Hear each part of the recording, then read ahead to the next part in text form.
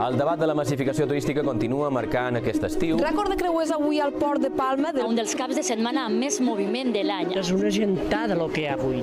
Sí que és una mica agobiant. Una ocupació hotelera superior a la del 2019. Llargues cues que es formen cada nit a una de les aturades de taxi. Espero una hora para un taxi. Llevamos una media horita esperando ahora mismo. El caos circulatori fa intransitable el poble. Un col·lapsos aquí immensos de cotxes. Coes que arriben d'allà a allà. El problema és especialment greu aquests dies de temporada alta. La pressió humana a les vegues està totalment disparada, segons. Bueno, a mi me parece exagerat. A tope. Són moltes persones. Els pàrquings públics de les platges ja estan plens a les 7:30 del dematí. Quando siamo arrivati diceva full.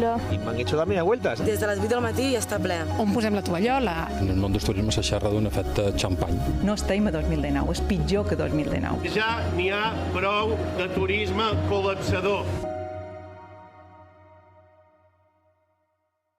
Les Balears han tornat en 2022 als registres turístics previs a la pandèmia. El sector s'ha recuperat a les illes molt més ràpid que altres indrets i amb la recuperació han tornat també la massificació turística i els problemes que se'n deriven.